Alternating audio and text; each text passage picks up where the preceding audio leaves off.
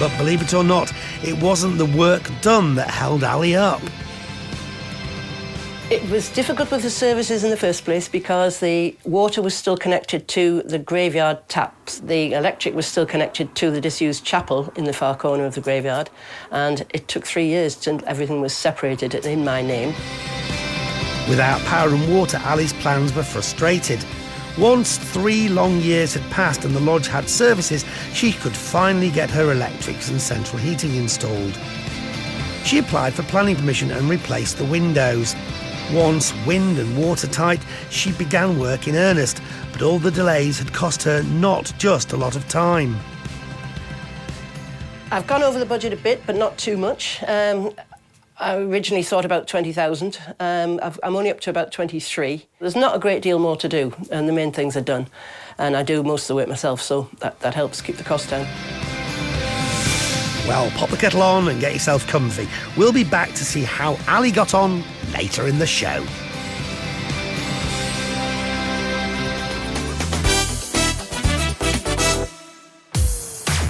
Hosting more canals than Venice, Birmingham is often lauded as the canal capital of the UK. But there's no time for Dion to enjoy a narrowboat ride. He's got an auction lot to see.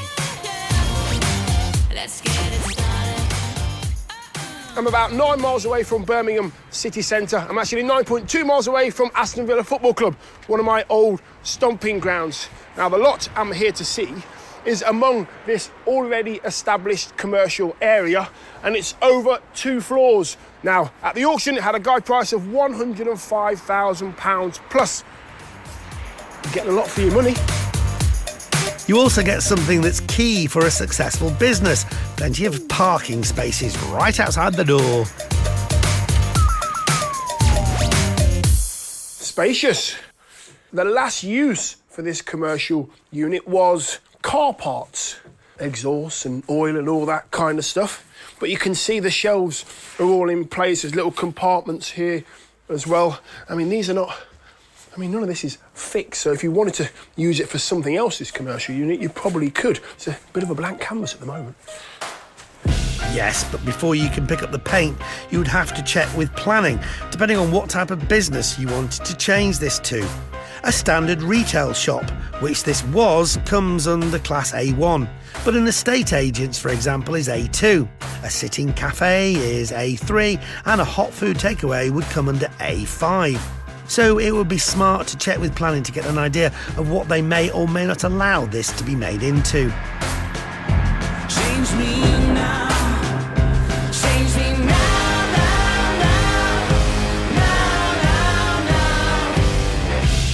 There's almost 700 square foot to explore, and there's an extra 300 odd when you add in this brick-built bit of storage at the back, which leads to a large garage. Plus, there's more to see up above. OK, we are upstairs onto the first floor. Now, to get to the first floor, I've had to go through the commercial unit itself. Now, the auction catalogue doesn't describe this as residential.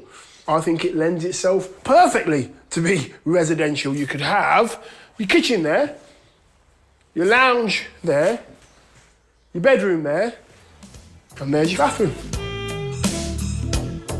This level clearly has been used as living accommodation. Maybe someone was living above their shop.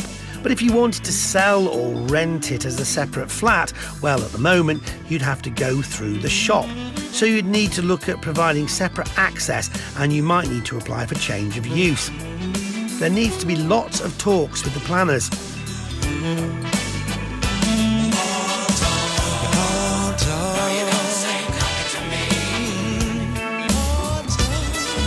We asked along an agent from the auction house selling it to see if he thought it would be worthwhile putting in the effort with this property. I think there's a multitude of different opportunities to have with the property. It could be with planning, could be a cafe or anything like that, because there is a lot of footfall and it is quite a busy residential area. And upstairs, the residential dwelling upstairs could be refurbished. New kitchen, new bathroom, redecorating, and I think it would return a good yield for the investor that buys the property. So just what could those rental returns be? So the apartments upstairs, if it got renovated to a reasonable standard, I would expect the property to achieve somewhere in the region of £600 per calendar month. The commercial space downstairs, I would expect to fetch somewhere in the region of £10,000 per annum.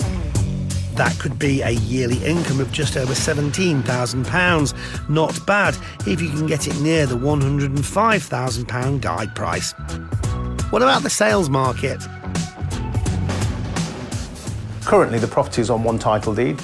If that was changed and the apartments upstairs could be created on its own deed, then that would fetch on the open market somewhere in the region of £70,000 to £75,000. If the commercial element of the building was placed on the open market, I would expect it to fetch somewhere in the region of £125,000. So this has the potential to be two very different properties with a combined value of £200,000. Let's find out who wanted to take this place on when it went under the hammer. It's a two-storey freehold commercial unit, as you can see. So start me where you like. £100,000 to start for this. £100,000. Well, 80 then. That's cheap, isn't it? Thank you, sir. At £80,000 on my right, at £80,000 only. Can I have 85? 85, I can, thank you, 85. Can I have 90 now, sir? 90 on bid there. 95, sir. 100, sir. 105, sir. Have 105. It's only money, get it spent, don't worry about it. Yeah, 105. 110, sir. There were a few interested bidders vying for this lot. We rejoin with the bidding at £120,000. At £120,000, you're out there. The bid is at the front. It is being sold, make no mistake, at 120. You're out there and you're out there, sir. Would you like another one? 121, 122, sir. 122, fresh bidder, sir. Yeah, 122, 123, 124. Have another one, so you can't have one bid and stop. Being sold, make no mistake, then for the first time. Second time. Third and the very last time. Going, gone. You're out at the front. You're out here. But you've got it, sir. Well done. What number was it again? The successful £123,000 bid came from Nick. He's been developing property for the last few years and came along with his son, who's also called Nick, to let Dion know what they had in store for this property. Nick, nice to meet you. Nice to meet you. And Nick, nice to meet you too. Why did you want this particular unit? This particular one is quite close to where we live. And we're going to turn downstairs into a carp fishing shop. So there's a big demand at the moment for South Birmingham. There? Yeah, in South Birmingham, yeah. So the flat up here will be completely transformed. Have a look at planning, maybe go into the loft as well. But yeah, it's going to be a good one for our portfolio. We wanted this side just for the size of it. It works really well for what we want to do. Wow. So what will you be selling, like the hooks and... Yeah, so end tackle, rods, reels, bivvies and stuff like that. Are you both into fishing massively, or...? I like to take part. Yeah. I just like to stand and watch while Okay. he does all the work. Okay, yeah. I used to do a lot of carp fishing. It's a pretty lazy way of fishing, really, if I'm honest. So you have a bivvy, like a small tent. You have your nice cosy bed. You set your rods up on alarms, and when the fish take your bait, the alarm goes off and tells you the fish is on. And then you bring your fish in there. So yeah, it's a really good sport. A lot of people are getting into it. But then I stopped to spend time with the family. I was away every weekend and not seeing them grow up. So I stopped about 4 years ago. Built the property portfolio up. And now Nick wants to get into it. So it's my chance to get back into it and start fishing again. Oh, nice one. 1, 2, 3, 4, 5. Once I caught a fish alive. 6, 7, 8, 9, 10. Then I let it go again. Aside from fishing, Nick has been hooked on working in property from a young age. I've been in properties since the age of 13, working for other people. So I started as a painter and decorator with my dad at the age of 13 and sort of worked for the trade. Couldn't stand painting and decorating, went into carpentry and joinery, got fully qualified. Couldn't stand carpentry and joinery, haven't got the patience. Now fully qualified electrician. So all the work we do ourselves. The only work we don't do is roofing and gas. Nick wanted to come into it. Decided it's no good for him. Actually, he's leaving me, to be fair. He's training to do something else. It's too hard for him. looking into becoming a barber, but otherwise property. Oh, are you? Yeah, property will be my end goal. It's quite trendy now, isn't it? It's quite cool to be a barber, and is that what you really want to get into? Yeah, maybe Okay. get my own barbers.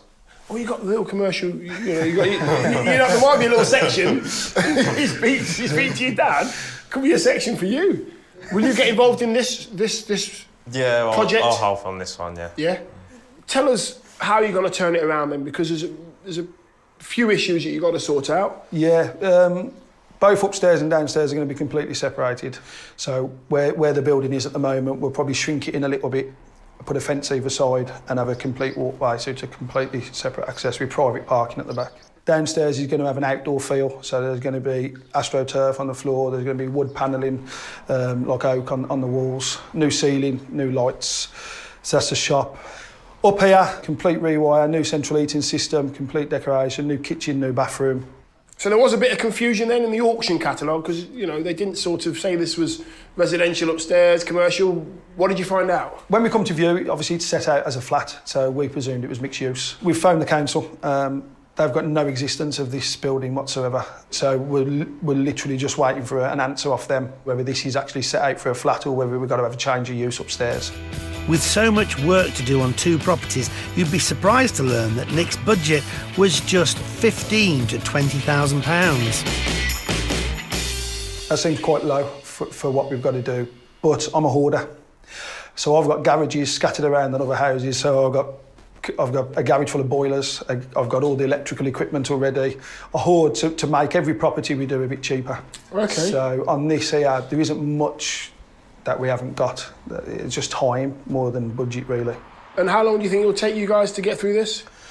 I'm hoping 6 months. Okay. Maximum will be 9 months. Already got a tenant waiting, so he wants to come in. He's probably the same person that's going to manage the shop, so it's absolutely ideal. Oh, that is brilliant. Yeah, so really good for us. Okay. Maximum. Nick, what's the bit that you're looking forward to getting involved with this bit mainly? Taking it apart and stripping it out. Yeah. It's fun. I like stripping the walls, taking down walls. Yes, the aggressive bit with the Exactly. Sledgehammer. Yeah. Demolition, that's what he loves. Listen, chaps, good luck. Thank you. Thank you. Both of you. I hope it all works out, by the way. Good luck to you. Good luck with your barber as well. Thank you. Nick. Thank you. Top man. Cheers. Cheers, chaps. Good luck to you. So this is a full family affair. Nick Sr. and Nick Jr. have just got to clarify that usage issue. But I think this place has got loads of potential. But will it be the catch they were looking for? You can find out later in the programme. Still to come, I'm getting right back to property 101 at this 2-bed house in Neath. This is obviously a window, no kidding. And it sounds like Nick's been doing more dangling than angling back in Birmingham. We found out the floor was rotten by me falling through. Back to Maryport, Cumbria now, to see the end result of a property I first visited way back in 2011. It was a lodge guided at £50,000 to £60,000 and it needed an awful lot of work. Add to that the small fact it had views overlooking a graveyard and, well, let's just say, it wouldn't be for everyone. But it didn't need to appeal to everyone, and it did capture the heart of Ali, who bought the property for £66,000. The only really way I could get somewhere to do up is something a bit quirky that other people might avoid, and something with a lot of work just to make it cheaper. Well, it's all 3 of those things, isn't it? Yeah. Quirky one that people want to avoid and does need a lot of work. Are you up for a challenge? Yes, just as well. Ali set to work restoring the lodge. And 6 years later, we returned to see how she was getting on. And after a slow start, it was really starting to take shape. It was difficult with the services in the first place because the water was still connected to the graveyard taps. The electric was still connected to the disused chapel in the far corner of the graveyard. And it took 3 years till everything was separated in my name. 3 years just to get utilities. Well, it hadn't put Ali off. In fact, she'd grown so fond of the house, she decided to move in and make it her home. She didn't have a kitchen and she'd have to sort out that downstairs layout. But Ali, who was fearless in tackling lots of the work herself, was determined to just keep going.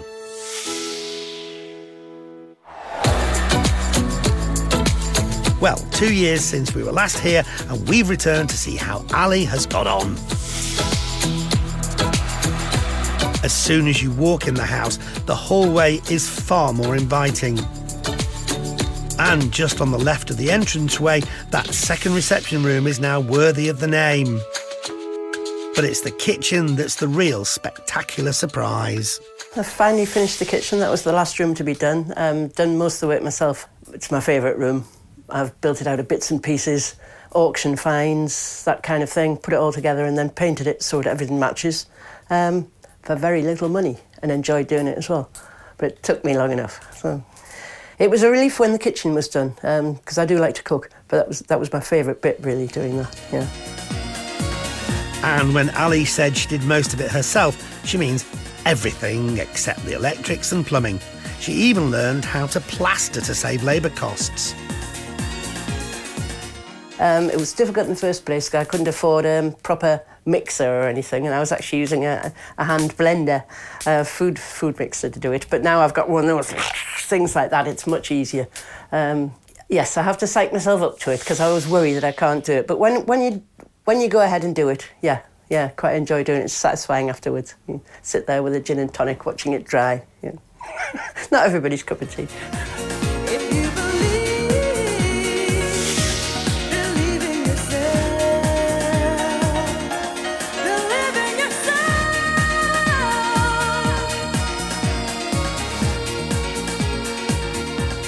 With the kitchen sorted, it was time to do what I think we'd all do, restore a staircase, using reclaimed pieces of wood. No problem for Ali, though. When I got the place, the staircase was all missing at the bottom. It had been done with plywood to the ceiling. I took that out so it was easier to get furniture and plasterboards upstairs.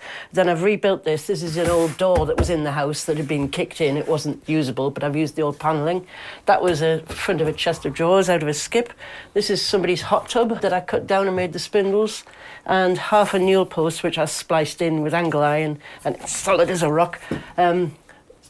So that makes it how it should have been. That's how it's straight spindles upstairs. That's how it would have been originally in the house.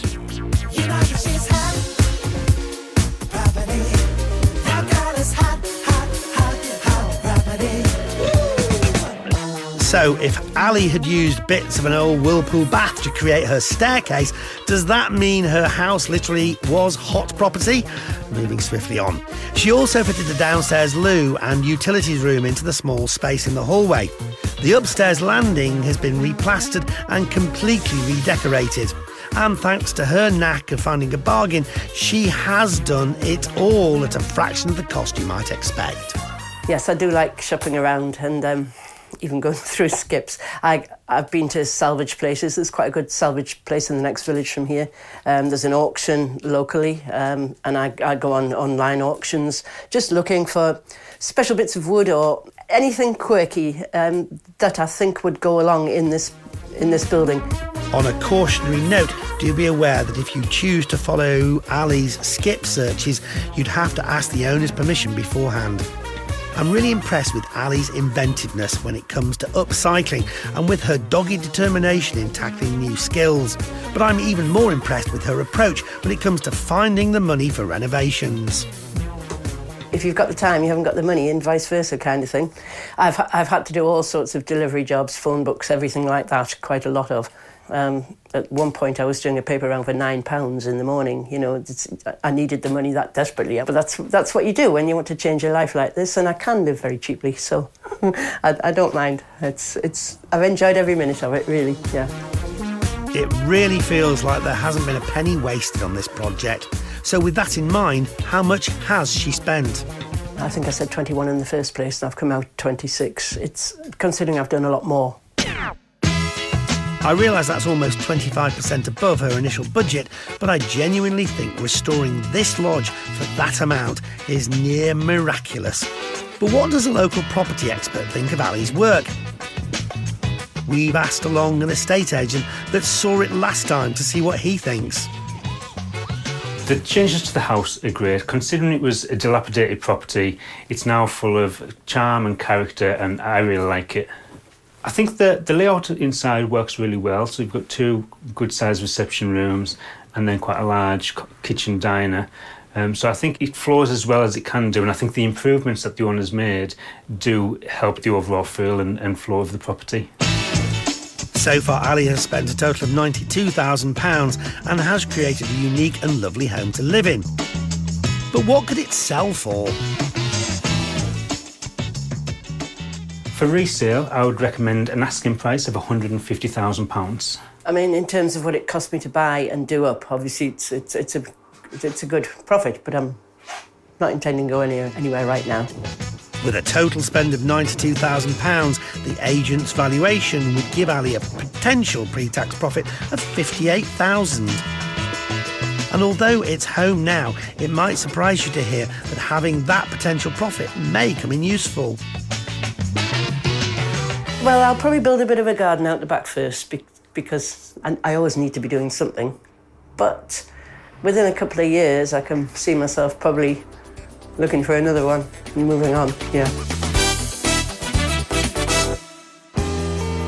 South Wales now in the town of Neath, and on the river of that name you can see Lightship LV-72. The Lightship played a part in the D-Day invasion, guiding landing craft in June 1944, finding a safe passage through a minefield in the English Channel. If boats aren't your thing, Neath has a mainline railway connection to London, Cardiff and Swansea. The M4 motorway isn't far away either. Well, with the hills in the background and Neath High Street literally just round the corner, this is a well-located property. A mid-terrace, guide price £42,000, 2 bedrooms. This is it. Not the most appealing of start. Appealing. See what I did there? Ugh. Let's hope inside's a bit better. OK. You don't have to go too far before you see a few more signs of things not being quite right. Signs of damp on this wall. That is unusual. That is actually the next door neighbour's wall as well. It's a joint wall between the 2 properties. So I'm surprised that's got lots of damp issues. It could still be coming through here. It looks like the doors had a few problems. It might be coming underneath it and just spreading up. Hopefully that's the issue, because your worst case scenario is your next door neighbour's got a problem, and then if they're not happy to help, you're not able to sort out the root cause of the problem.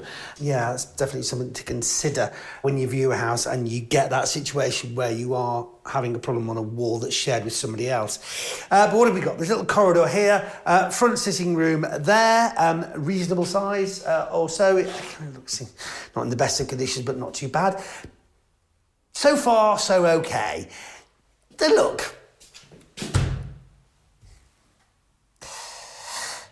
I mean, who would design it like this? You come through this door, straight under the stairs.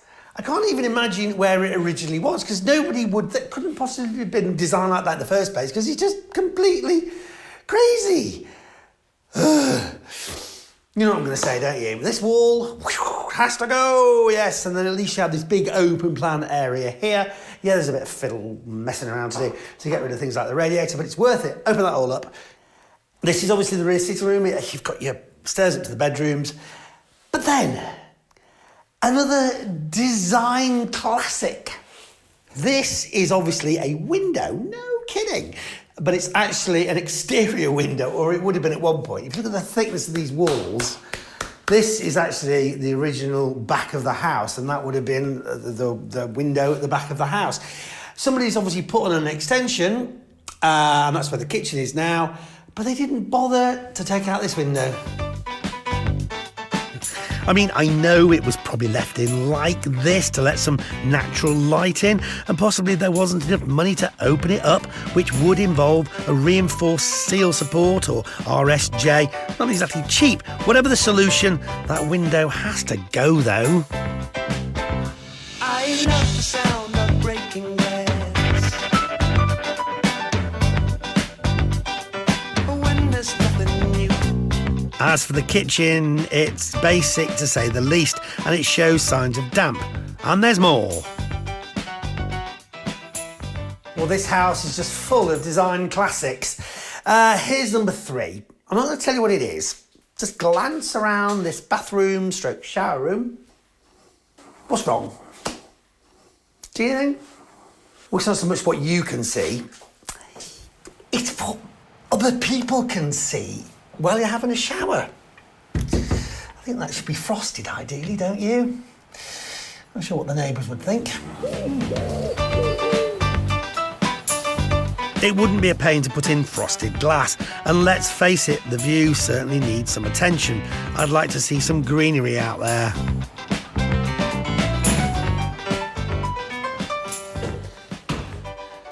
So upstairs, and it's surprisingly simple in comparison. Just 2 rooms, 2 bedrooms, one at the front and one at the back.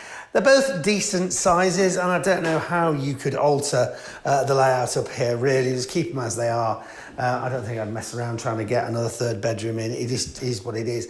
But while I'm up here, possibly a solution, or rather a reason for that little damp patch downstairs, that roof. That is a pretty horrible corrugated roof, which is above the kitchen and the bathroom. It looks like it's pretty much at the end of its useful life, and not ideal anyway, not least because it probably makes such a racket when it's raining heavily. So get that replaced if you can afford it in your budget, and I think it needs to be a bit of a priority. But all in all, it's still a pretty decent house for the money. OK, it has some quirks like the stairs and windows, but it does have a guide price of £42,000. So is there money to be made on it? Time to find out what a local estate agent thinks of this 2-bed terraced house in Neath. I would start with obviously the outside with regards to repainting the front, giving it a freshen up and replastering throughout the property and upgrading the kitchen and bathroom, and the possibility, obviously, of updating the rear extension with regards to the roof. The best option for the owner here would be to look at possibility of renting the property out. The rental market is very buoyant in this area because it's got good road links and obviously the amenities close by with a local primary school. So what kind of rental income could the house make?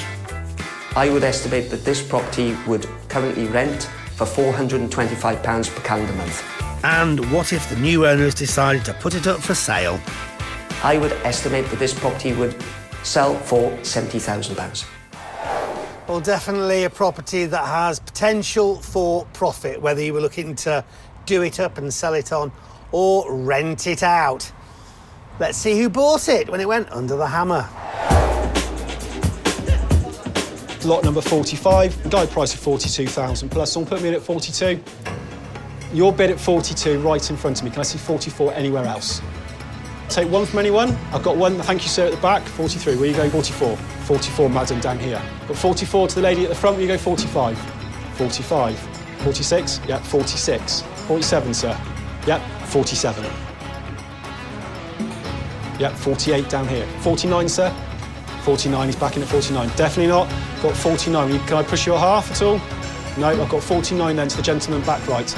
I'll take 50 anywhere else, otherwise I'm at £49,000 back right for the first time, £49,000 second time, against you all at £49,000. Sold. Congratulations, number 90. That unseen bidder getting the lot was Gavin. And he's here on the right, along with his pal and business partner, John. The pair set up their own property developing business in 2010, dealing in buying to sell and buying to let properties. So what have they got in mind for this place? John, Gavin, great to meet you both. You too. Congratulations. Thank you.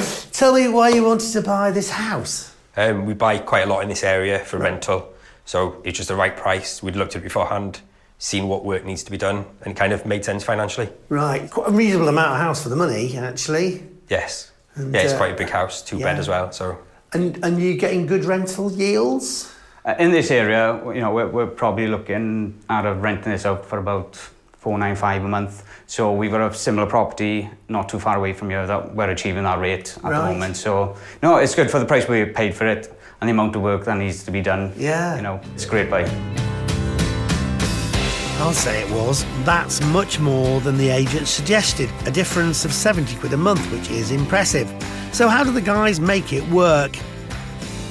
We'll buy this now with our own money, renovate it, 6 months' time, we'll be able to exit with a mortgage and go and do the next one. I'm going to say It's all about the budget, the price. Yeah. John originally had his own mortgage company, while Gavin was in marketing. But since joining forces, they've carved up a successful business. They currently have several developments on the go, including a 7-bungalow new build project. With that in mind, the problems here shouldn't really worry them. There is not as much work as you think. There is a couple of problems with damp issues in the property that we need to solve. A couple of the windows and the doors need to be replaced. The roof at the back, that needs to be replaced. It's an old corrugated roof at the moment, which is causing damp and we think it's a leak. It does seem straightforward, but there could be one costly issue. The only one really of note is there's potentially asbestos underneath the corrugated roofing above the kitchen. So we're going to have to get a professional in to kind of remove that. OK, elephant in the room. You have a window in the lounge which leads through to the kitchen. Yes. Yeah. What are you going to do about that? Right, original idea was maybe potentially take the wall down and kind of open this up into a nice kitchen diner. Yes. But obviously we need to work within a budget. So the idea is at the moment is to maybe take the window out and have this as a kind of breakfast area or maybe a serving hatch. Because this is going to be the dining room, the kitchen. A serving hatch? Well, I don't know. Living in the 1960s. I'm open to suggestions. So. OK, I laugh, but I'm told that hatches are back. And to be fair, they do have a practical element and can have some very stylish designs. So it might not be my thing, but that's just me. And knocking down the wall and fitting an RSJ, that's a steel support, would challenge their £6,000 to £7,000 budget. They have got a regular team of builders ready to get started. Is this your full-time job, both of you now? We've got a business in the background that does financial services, but we don't work in there. Right, so this is more or less full-time, finding properties, viewing them, renovating them, selling them. So while we've got this, we've got 2 other projects at the same time. Oh, wow. Do you enjoy it? I love it. Yeah? You look like you're really both having a good time doing it. Yeah, we love it. We love it.